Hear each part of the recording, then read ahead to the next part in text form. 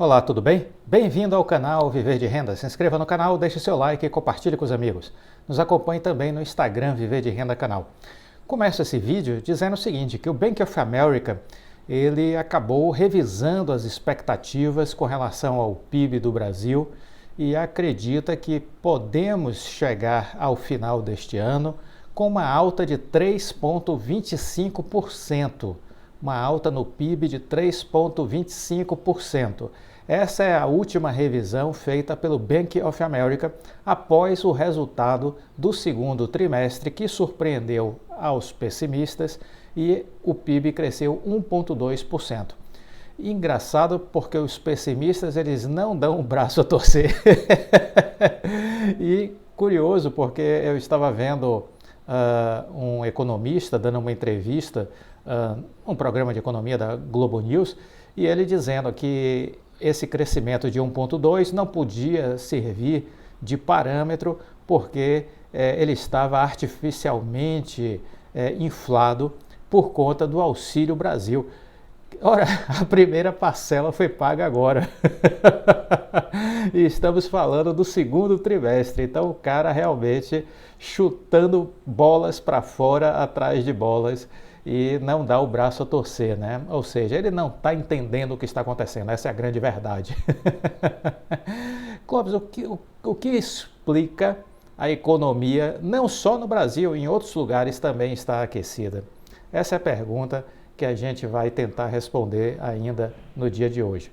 Mas eu queria aproveitar para dizer também que no dia 1º de setembro, o juiz Fernando Viana publicou um despacho dizendo que homologava a venda da parte da TV da Oi para o grupo Sky, num valor estimado de 786 milhões de reais.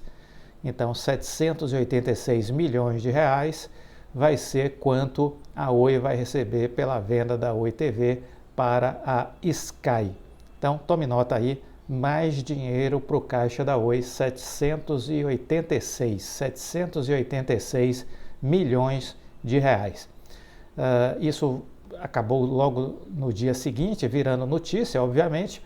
A Oi foi autorizada pela Justiça a vender a operação de DTH para a Sky. O juiz Fernando Viana, da 7ª Vara Empresarial, aprovou no dia 1º a venda da operação para a Sky.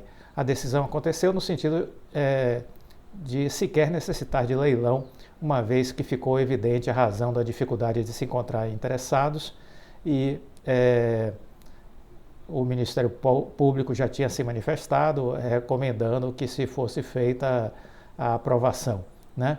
O juiz Fernando Viana colocou o entendimento de que há previsão expressa para a venda da unidade produtiva isolada de TV por satélite da Oi e que ainda permanecerá com a base pré-paga do DTH.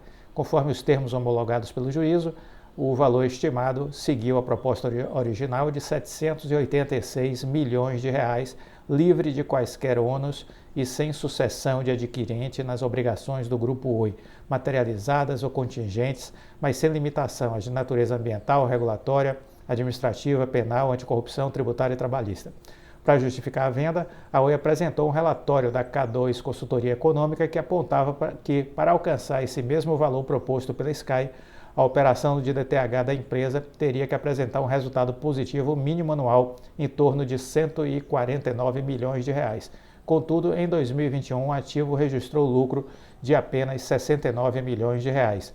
Isso antes da confrontação com outras despesas, quando a partir de então pode-se apurar a existência de prejuízo na casa de 251 milhões.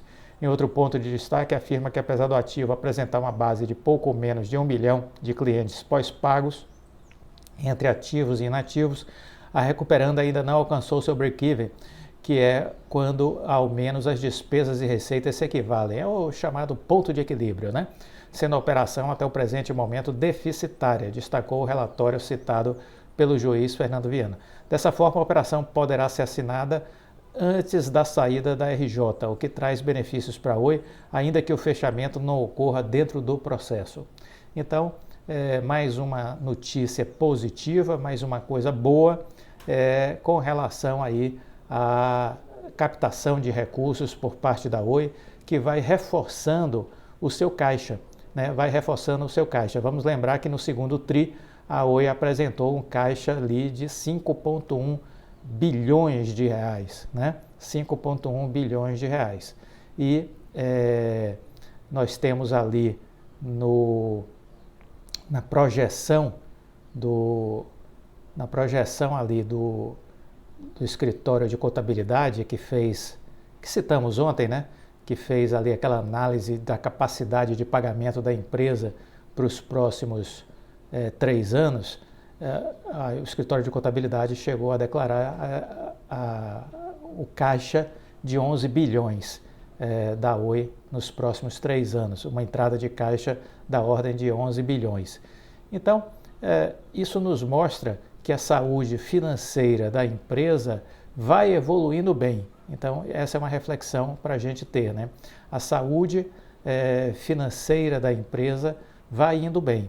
Isso é importante, porque muitas pessoas ainda ficam assombradas com a dívida da Oi, mas no documento, no vídeo de ontem, do sábado, nós procuramos ali destrinchar um pouco o que foi essa base de credores da Oi, né? Espero que tenha ficado claro para as pessoas. A gente precisa mergulhar. Se a gente não mergulha, fica nas águas rasas, a gente não enxerga o que está por baixo. E aí a gente não entende, fala o que não entende, e aí por falar o que não entende, costuma falar besteira. Essa é a grande verdade, não é? Essa é a grande verdade. Então, muita gente falando bobagem por desconhecimento. Então, muita gente ainda pergunta, a Oi vai falir. Ora, como assim, né? E a Oi vive de quê? Como assim vive de quê? São 10 bilhões o faturamento da Oi esse ano, né? É a previsão do Rodrigo Abreu, 10 bilhões. E ele já disse que rapidamente vai chegar aos 15 bilhões. Então, como assim a Oi não tem faturamento, não tem receita, né? De onde vem? Olha, poxa, a essa altura do campeonato, não saber, com tantos vídeos aqui publicados, estamos caminhando para 1.700 vídeos aqui no canal Viver de Renda e fazemos o estudo de caso da Oi. Então, há muito conteúdo para quem quer entender a Oi. Quem não quer entender, paciência, né? Não há milagre a ser feito. Vai investir em outra empresa. Essa é a minha orientação. Vai investir em outra empresa porque tem muita oportunidade na Bolsa. Esquece Oi, vai partir para outra, não é? Lá na frente a gente observa se valeu a pena você não investir em Oi ou não. O que vai nos dizer é o tempo. O tempo é o senhor da razão. E ele sempre nos prova o que é certo e o que não é certo. Então, demos tempo ao tempo. Quero aproveitar também para dizer que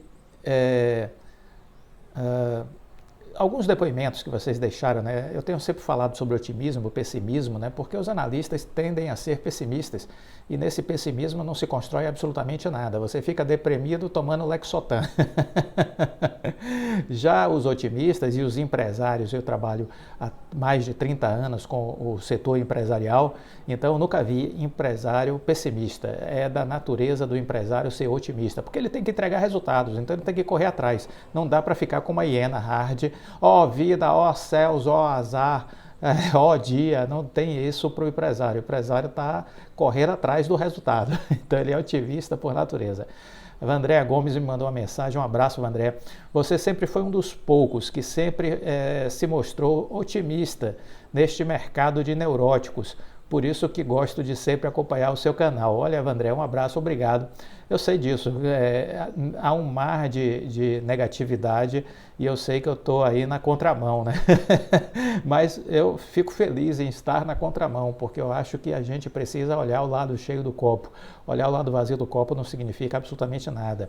E aí o Luciano também mandou mensagem, porque os especialistas sempre erram? Precisam gastar sola de sapato, risos. É isso, Luciano, as pessoas precisam sair de suas bolhas, das suas salas com carpete, ar-condicionado, aguinha com gás, café Nespresso, de maquininha, né? Precisam sair desses ambientes, porque esses ambientes eles só ficam ali formulando teorias macroeconômicas que no teórico, dentro da sua bolha, da sua redoma, faz todo sentido. Mas o mundo real está acontecendo lá fora.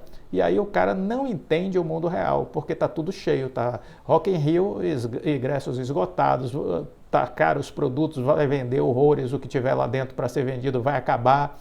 Passagens aéreas caras e todo mundo viajando. A British Airways cancelou 10 mil voos até março do ano que vem, para não ter outro colapso no sistema aéreo de Londres.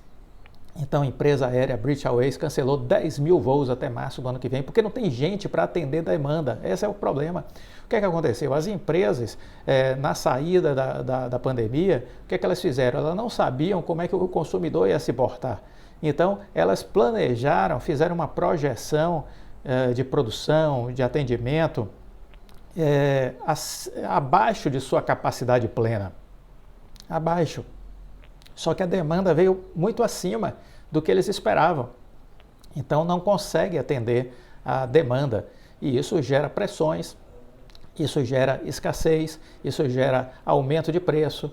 Combina-se a isso as instabilidades provocadas pela invasão da Rússia à Ucrânia, alta do petróleo, problemas no frete marítimo, porque Xangai fechou 2 meses, encareceu o frete marítimo 500%, e tudo isso gera aumento de preços, inflação, e isso não vai se resolver no curto prazo. Né?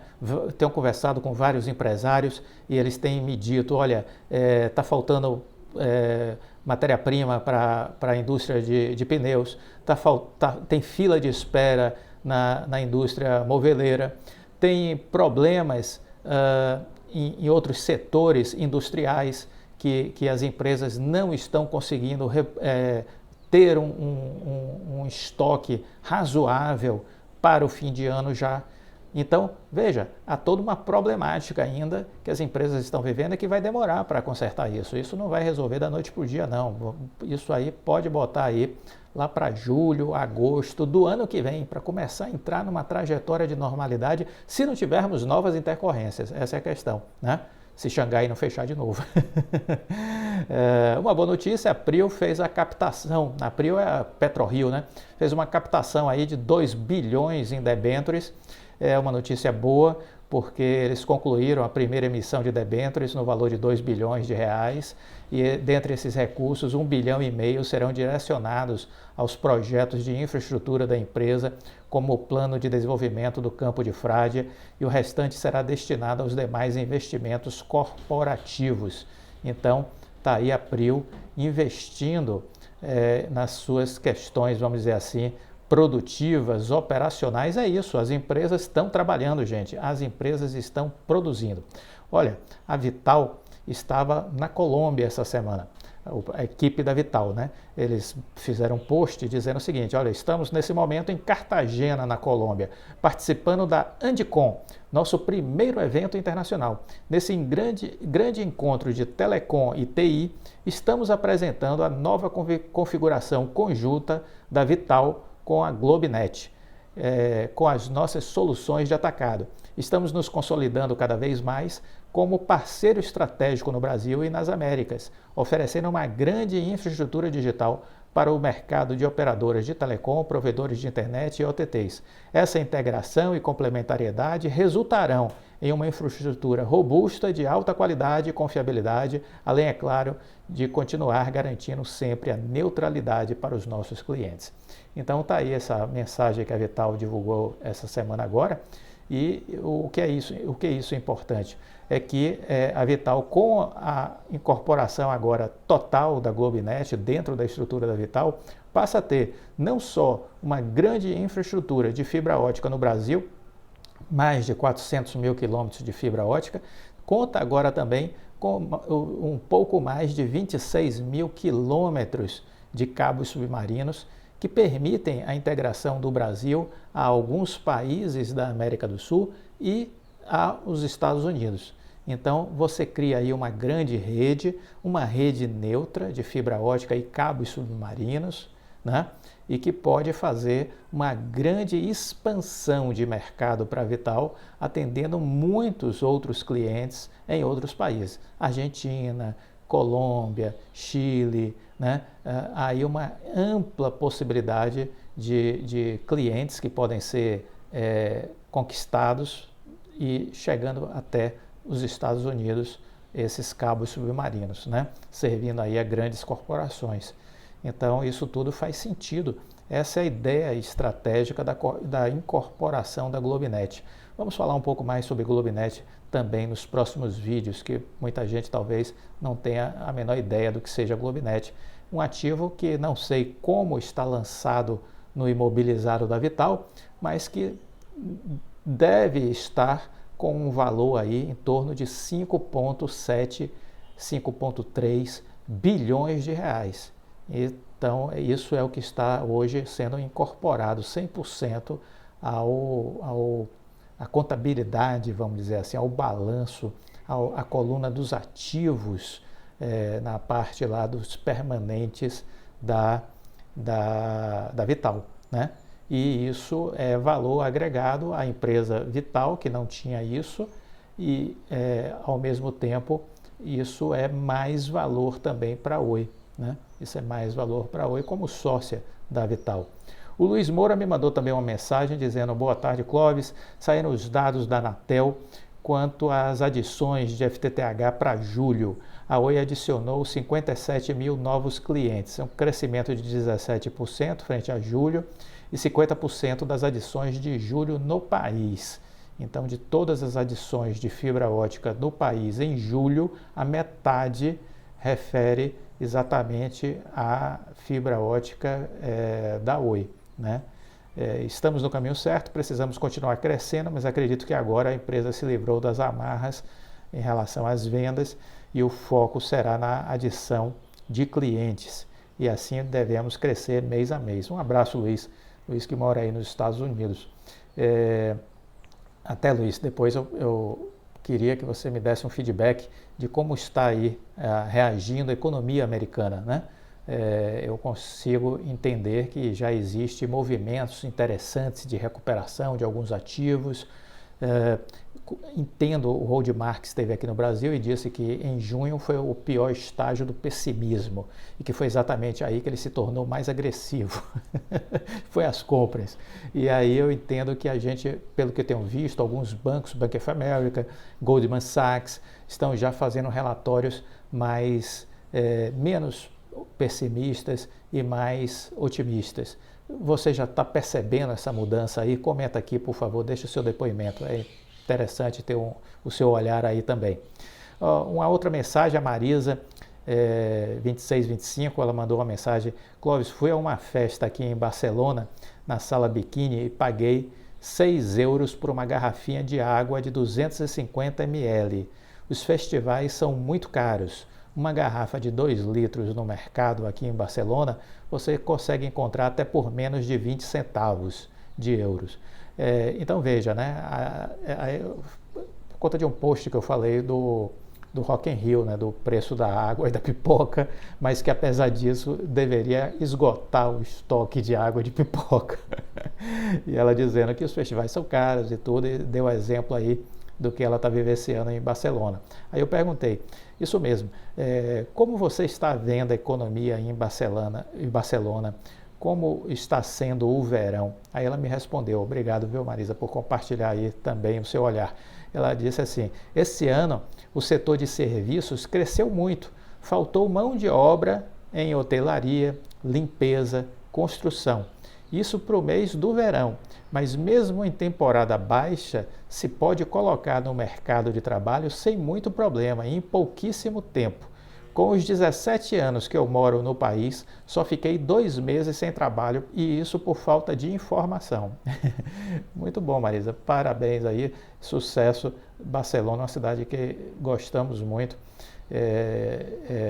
Torço pelo Barcelona, né, e já tive aí o prazer e a oportunidade de estar pelo menos aí umas 7 vezes em Barcelona, em especial naquela época do Pep Guardiola. Recorrentemente eu estava aí para assistir as temporadas, pelo menos o início de temporada do Barcelona, né? Mas é uma cidade fantástica, né? Uma cidade realmente muito agradável, cosmopolita, né? Com um ar de modernidade muito grande. Enfim, é uma cidade que vale a pena conhecer. O Cláudio 010 também ele mandou uma mensagem: todos os ingressos do Rock in Rio foram vendidos com bastante antecedência. Pois é, a empresa, né, que toca o Rock in Rio já disse que vai ser o maior evento de toda a história, né? Então, é isso que a gente entende também, né? Nessa volta aí do pós-pandemia, o mundo está aquecido. Eu tenho uma explicação para isso. As pessoas me perguntam, mas por que isso está acontecendo? Eu tenho uma explicação muito simples. Em primeiro lugar, as pessoas ficaram reclusas durante um bom tempo. E nessa reclusão se economizou. Então você criou uma camada de gordura, vamos dizer assim, para gastar, para consumir. Muita gente que não perdeu o emprego teve a oportunidade de economizar. E isso aconteceu e em outros países, como Estados Unidos e Europa, muita gente recebeu bons auxílios financeiros por parte dos governos. E mesmo estando trabalhando, receberam auxílios. Então, isso fez com que houvesse uma economia. Muita gente que recebeu auxílio, por exemplo, nos Estados Unidos, não precisava e usou esse dinheiro para investir em bolsa, para investir em cripto, para deixar o dinheiro guardado para outras oportunidades, como uma reserva de emergência. Então, é importante entender essa dinâmica, né? Existe aí uma fatia grande de pessoas com economias geradas durante a pandemia, né? E outra coisa, eu acho que é um componente emocional, psicológico, que é o seguinte: muita gente viu pessoas próximas morrerem. O vírus trouxe essa confrontação com a questão da vida ser algo que pode ter uma brevidade que nós desconhecemos, né? E eu vejo que as pessoas estão mais intensas no sentido de querer viver tudo que for possível. Então você olha para tudo que é coisa, está lotado, né? Os estádios de futebol estão cheios, os shows estão cheios, as praias estão cheias, os bares, os restaurantes, os shoppings, todos os ambientes que você olha, tem muita gente, né? E as pessoas não estão só circulando, elas estão consumindo, estão comprando. E as coisas estão mais caras por conta da inflação, por causa de tudo, mas ainda assim as pessoas estão consumindo. Então eu acho que junta essas duas coisas, uma camada de gordura que foi criada versus esse desejo de viver por conta do baque que a pandemia causou psicologicamente para muita gente. Então eu acho que juntando isso explica, ao meu ver, esse movimento aquecido da economia que ainda vai perdurar pelo próximo ano, viu? Isso não vai se retrair no ano que vem, não, pode ter certeza. Isso ainda tem uma elasticidade, esse movimento que a gente está assistindo, né? Vem aí agora a Copa do Mundo, né? Vai ser um sucesso a Copa do Mundo, caríssima lá no Catar, né? E provavelmente vai ter 100% de ocupação nos hotéis, vai vender todos os ingressos, diz que o lucro da FIFA está um negócio impressionante, entendeu? É isso. Então, há um público que consome da classe média para cima, há muita gente consumindo. A crise afetou exatamente a classe baixa. Então, as classes aqui no Brasil, C, D e E, foram as que foram realmente impactadas pela pandemia. O Chris Gardner disse isso em 2021, no evento da Expo XP. Ele disse isso: olha, a pandemia atingiu a todos, mas de forma desigual.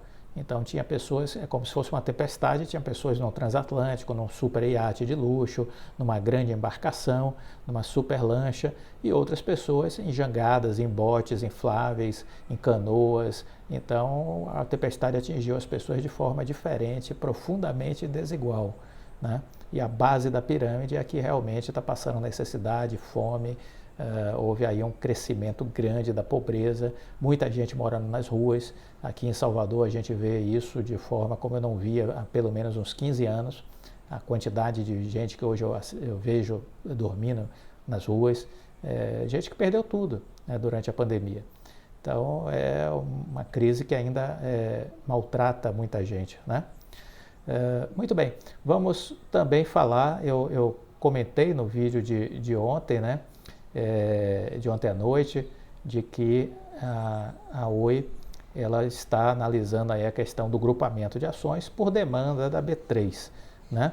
Ela está abaixo de R$1 e aí por conta disso a B3, a bolsa, né, pediu para que a Oi tome providências. Ela informou que vai submeter ao Conselho de Administração a proposta de grupamento de suas ações para ser tratada em uma Assembleia Geral. O anúncio ocorre em resposta a um ofício recebido pela B3 para que a companhia se enquadre nas regras da Bolsa. A Oi terá até o dia, terá um período aí para divulgar um cronograma para a realização dos procedimentos, e nenhuma ação pelas regras da Bolsa pode ser negociada abaixo de R$1 por 30 pregões consecutivos. Não são 30 dias, são 30 pregões. As ações ordinárias da Oi atualmente estão cotadas na casa aí de 50 e poucos centavos e estão abaixo de R$1 desde fevereiro desse ano. O longo período se deve ao pedido de suspensão temporária da regra, que foi feito inicialmente pela Oi, para evitar prejuízos eventuais para os acionistas, por conta já da perspectiva de encerramento da recuperação judicial. Só que aí a B3 aceitou o pedido no fim de maio, adiando para 1º de julho, uma nova contagem de 30 pregões foi aberta, mas as ações se mantiveram abaixo de R$1. E vamos dizer que antes de maio, né, a B3 já tinha concordado em março também com o adiamento. Então a B3 já tinha dado 2 extensões de prazo, e como infelizmente a procrastinação de Anatel, de CADE e agora da Justiça também procrastina, porque é muito lento o processo, entendeu? A Justiça também é lenta e demais, eu diria. Basta você olhar que tem pessoas aí com processos na Justiça tramitando 10 anos, 20 anos. Isso é uma excrescência. Em nenhum lugar sério do mundo isso acontece. Nós que somos um país de banana, a Justiça trabalha dessa forma, entendeu? Achando que todo mundo é otário. Então essa é a realidade da Justiça no Brasil. Lá fora isso não acontece. Na Europa, na Ásia, nos Estados Unidos, é negativo. Não acontece isso. Mas aqui acontece. Então tem processos que tramitam 10, 20 anos. Então isso mostra o deboche que é o sistema judiciário no Brasil. Um deboche para com a população brasileira. De qualquer sorte, há de se esperar para ver o que vai acontecer. O juiz Fernando Viana já poderia encerrar esse final de semana o assunto da recuperação judicial. O Ministério Público já havia se manifestado favorável ao encerramento da recuperação judicial. Na manifestação do Ministério Público, depois o Ministério recomendou que ele buscasse ter a certeza da Oi com relação à condição de pagamento dos credores. Mas a posição do Ministério Público já foi dada, dizendo que é favorável ao fim da recomendação. O que ele fez foi apenas uma recomendação, uma sugestão ao juiz. O juiz acatou a sugestão do Ministério Público e pediu um parecer da Oi, que foi apresentado agora, né? Com uma análise independente, ou seja, um escritório de contabilidade, a gente falou no vídeo de ontem, dizendo a opinião deles com relação a esse assunto e dizendo que a Oi tem condições de pagar. De posse disso, o juiz encaminhou o documento para o Ministério Público. E aí, óbvio, né, ele tem 2 caminhos. Espera o Ministério Público dizer que está tudo ok, ou decide. Mas veja, se o Ministério Público já concordou com o fim da recuperação judicial, na minha lógica, eu sempre tenho uma lógica empresarial. Então, na minha lógica, que é do mercado privado, da iniciativa privada, se eu já tenho o ok do Ministério Público, eu ponho o meu bloco na rua. Eu não espero mais nada. Entendeu? Não espero mais nada. Porque eu já tenho o parecer do ok do Ministério Público. Já foi dado anteriormente. O Ministério Público já disse, ok, concordamos com o fim da recuperação judicial. Ponto. Então, eu acho que ele já podia encerrar. Mas é provável que ele dê um prazo para o Ministério Público se manifestar sobre este parecer independente da questão aí da gestão de caixa da Oi para os próximos 3 anos. Quanto tempo o Ministério Público pode demorar? Mais 2 semanas, 3 semanas? É um pouco isso aí, talvez, que a gente ainda tenha nessa novela, porque virou uma grande novela essa recuperação judicial, é a de maior tempo, né? Parece, da história do país já, e é uma recuperação judicial também de maior volume de recursos, né? Chegamos aí à ordem de 107 bilhões de reais nessa recuperação judicial da Oi. Mas enfim, a despeito de toda a procrastinação, de todo o corpo mole da justiça também, né? Todo o corpo mole da justiça também, essa novela vai chegando ao final. Gostou do vídeo? Deixe o seu like, compartilhe com os amigos. Fique com Deus e até a próxima. Tchau.